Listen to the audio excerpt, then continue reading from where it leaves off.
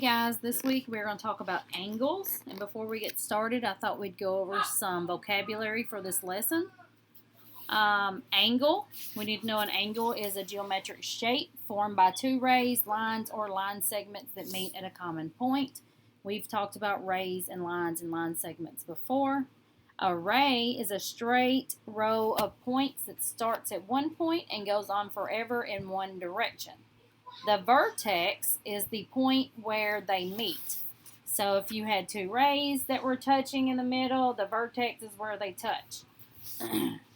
Degree is a unit used to measure angles. There are 360 degrees in a circle. Right angle, an angle that looks like a square corner and measures 90 degrees.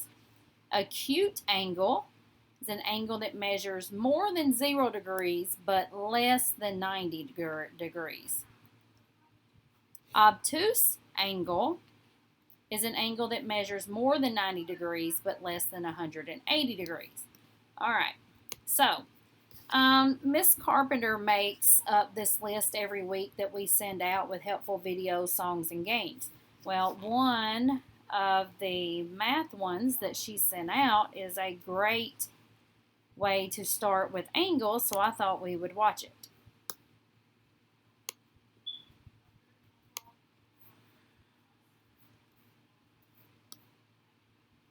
Let's see.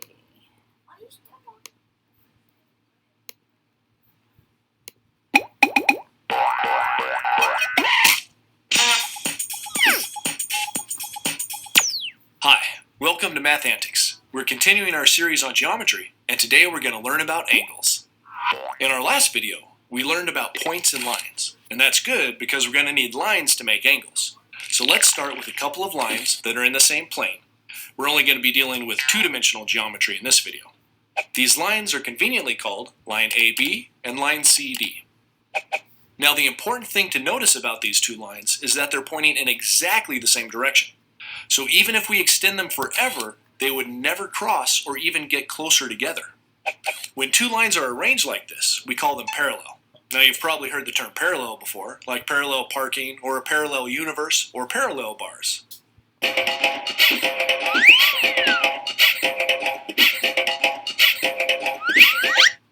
Okay, so parallel lines are lines that will never cross, even if they go on forever.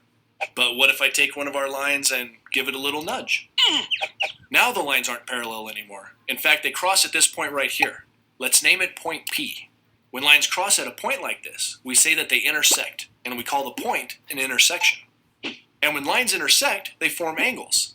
You can think of the angles as the spaces or shapes that are formed between the intersecting lines.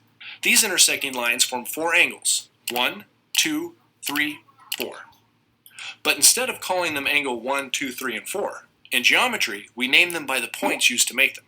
For example, this angle here can be called angle DPB because if you trace along those points, like connect the dots, they outline that angle. And this angle here, we can call that angle APD because connecting those dots forms that angle. Now when naming angles, there's a nice shorthand that we can use. Instead of writing the word angle over and over again, we can just use the angle symbol instead, which looks like this. But there's an even simpler way to name angles. To learn that way, let's erase all the points and letters on our lines except for the intersection point and this one point here.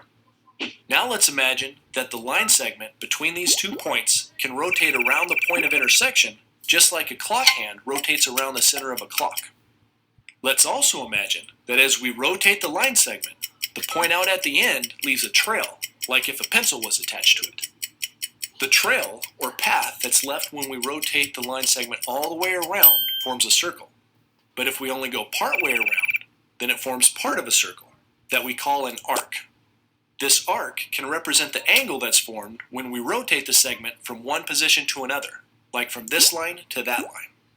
And now, if we shrink down that arc so that it's close to the intersection point, and then put a letter by it, like the letter A, we have another way of showing an angle, angle A.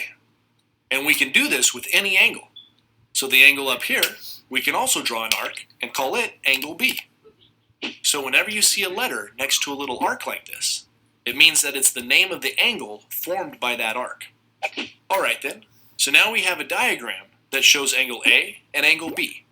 And you might notice that those angles aren't the same size. B seems to be bigger than A. But what if we rotate one of our lines until the angles do look like they're the same size? Now our angles look kind of like a plus sign. Lines arranged like this are called perpendicular. Perpendicular lines are lines that form square corners when they intersect. And these square corner angles have a special name in geometry because they're really important. We call them right angles. There's even a special symbol that we use to show when an angle is a right angle. Because they form square corners, we use a little square instead of the arc that we use for the other angles. So whenever you see this symbol, you know that the angle you're looking at is a right angle, and that the lines that form it are perpendicular. Okay, now that you know what a right angle is, let's look at a simple one that's made from just two rays. What will happen if we take the ray pointing up and rotate it like the hand of a clock, a little bit to the right, a little bit clockwise? Well, we don't have a right angle anymore because the rays are no longer perpendicular. Instead, we have an angle that's smaller or less than a right angle. Angles that are less than right angles are called acute angles. On the other hand, if we rotated our ray to the left instead of the right, we would get an angle that's bigger or greater than a right angle. Angles that are greater than right angles are called obtuse angles. So there are three main kinds of angles that you need to know about: right angles, acute angles, and obtuse angles. Well, actually, there's one more type of angle that's pretty important, but it's kind of a strange one. It's called a straight angle. A straight angle is just what we get when we rotate our rays so that they point in exactly opposite directions. The result looks just like a straight line, which is why it's called a straight angle. Alright then, there's just a few more important geometry terms that we need to learn in this video. Let's look at our simple right angle again that's made from two rays. But this time, let's draw a third ray that cuts that right angle into two smaller parts. Now because the angle that we divided up was a right angle, we know that the two smaller angles combine to form a right angle. And in geometry, any two angles that combine to form a right angle are called complementary angles. And we can do the same thing with a straight angle. If we take a straight angle made from two rays and divide it with a third ray, two new smaller angles are formed. And those two angles combine to form a straight angle. We call these angles supplementary angles. So complementary angles combine to form a right angle, and supplementary angles combine to form a straight angle. Alright, that's all we're going to learn about angles in this video. And if you're new to geometry, it might seem like a lot. So let's do a quick review of all the new geometry words we've learned. Lines that point in exactly the same direction will never cross and are called parallel lines. When lines do cross, they cross at a point called an intersection. Lines that intersect form angles. You can think of angles as the spaces between the lines. Angles can be named by the points that form them, just like connect the dots. An arc is a part of a circle. Arcs can be used to represent an angle between two intersecting lines. When intersecting lines form all exactly equal angles, the lines are perpendicular. Perpendicular lines form right angles. Right angles are square corners, and we use a special square symbol to show that an angle is a right angle. An angle that's smaller or less than a right angle is called an acute angle. An angle that's bigger or greater than a right angle is called an obtuse angle. A straight angle is formed by two rays pointing in exactly opposite directions. A straight angle is really just a straight line. Two angles that combine to form a right angle are called complementary angles. Two angles that combine to form a straight angle are called supplementary angles. In our next geometry video, we're going to learn more about angles. Alright guys, I wanted you to watch that because they could give you a better visual than what I could actually do here at home on the computer. Alright, so let me see where I'm at.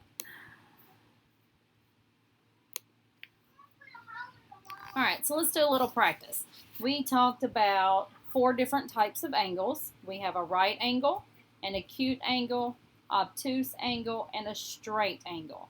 Now remember, acute angle, I think about acute, has the word cute in it. It's a cute, small little angle. Think about a cute puppy. When they're small, they're cute. And an obtuse angle is bigger than 90 degrees. So I think it was obtuse. Your mouth has to open big and wide to say the word obtuse, so it makes me think about being bigger. So let's look at a few examples. What kind of angle is pictured? So if we're looking at this angle, it looks to be bigger than 90 degrees. So if it's bigger than 90 degrees, it is obtuse. All right, what kind of angle is pictured here? Does this look smaller than a 90-degree angle?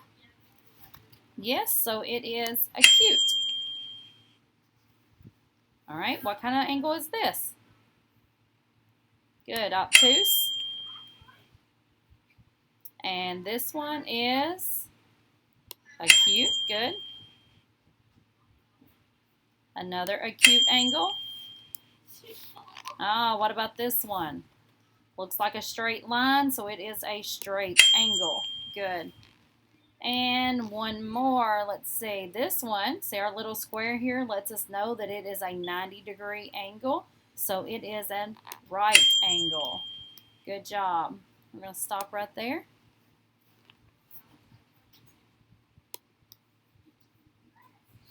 All right, so let's talk about angles and how angles and circles are related. So like in the video, it showed that if you go all the way around like a clock, you form a circle. Now let's think about the way a second hand travels around the face of a clock. It turns the same small amount each second. Now imagine that you move the pencil like a second hand itself. You make each move so small that it takes 360 degrees turns to go around the full circle. And every turn is an angle is measured in 1 degree. So if 1 degree every move all the way around would be 360 degrees. Now the size of the clock face and the length of the hands do not change the measure of the angle. The measure of an angle describes how wide the angle is open. The length of the sides and the angle does not change this. So it's saying if this circle was smaller, it would still be 360 degrees to go all the way around. Looking at these two clocks, we're going to describe and compare the circles and angles in the clocks. So, looking at these two clocks, you can tell that this one is a lot bigger than this one. Now, the circle on the right, the clock on the right, is larger. The angle formed by its hands is acute. So looking at the hands right here, the hands form an acute angle. This angle has a smaller measure.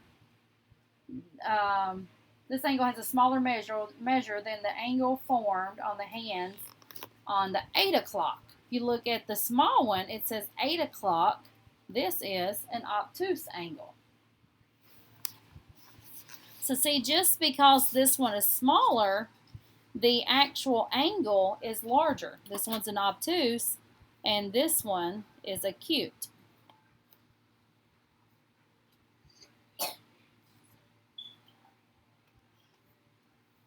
All right, we're going to start talking about the measures of angles.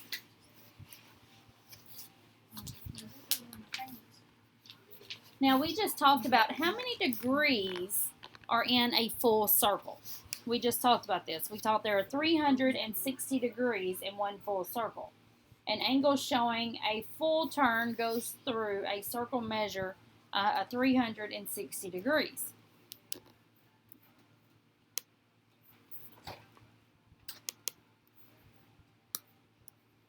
Let's do a little example here.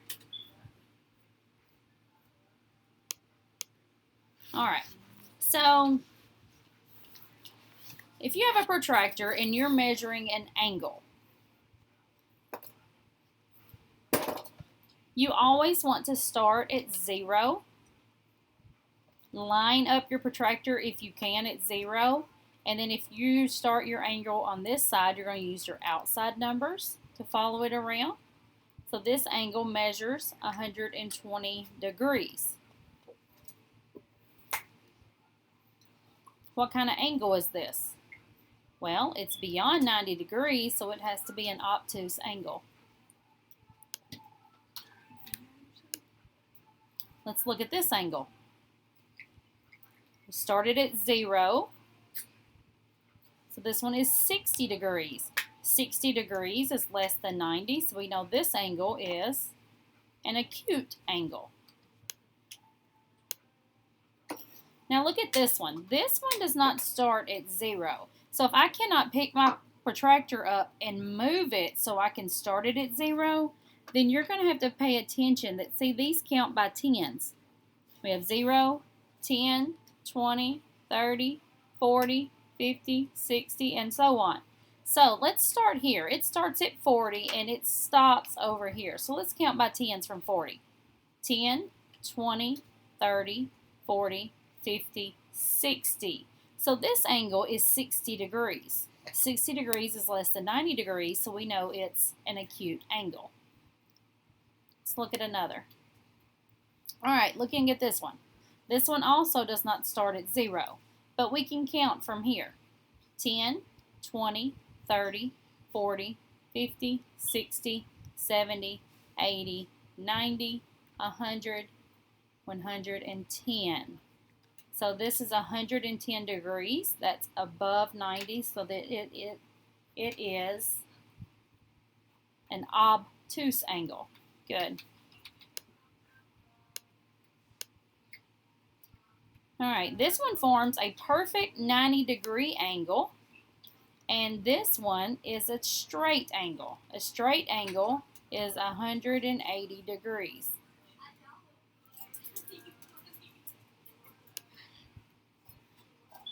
All right, this makes it a little bit harder. So if we're trying to find the measure of angle X, okay, let's look at this side. We know this tells us this angle is 20 degrees. This side says X. We don't know what it is, but what we do know is this is a right angle. And a right angle is how many degrees? It's 90. So if a right angle is 90 degrees, and we know that this is 20 degrees, we can take 90 and subtract 20, and we can find the angle that's not given. So 0 minus 0 is 0, 9 minus 2 is 7, so X equals 70 degrees. So hard to write on these. So 70 degrees and 20 degrees. Best way to check this, okay? 70 plus 20 gives me 90. We know a right angle is 90 degrees, so we know it's correct.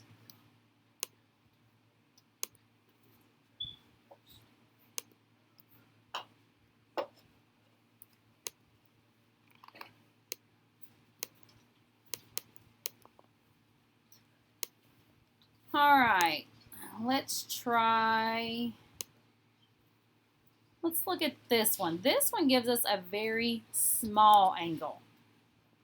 And we want to know what all of this angle right here is. Well, what do we know? We know that this forms a 90-degree angle. And 90-degree angle, and this is only 2 degrees.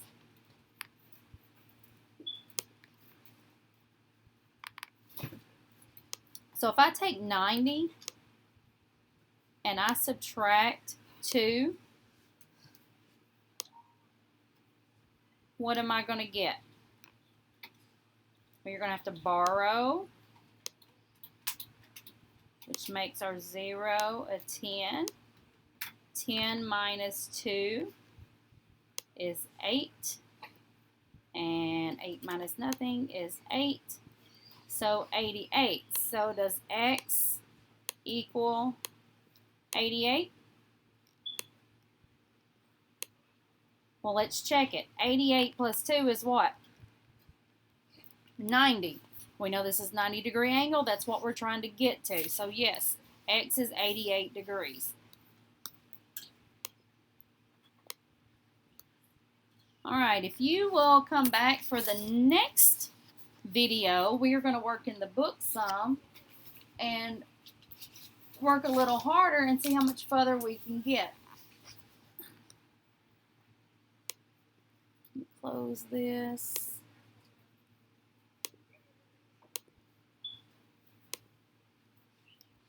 Alright, so when you come back for the next video, we will be here. We're on page 296. So when you come to the next video, have your book ready and we will work a few together.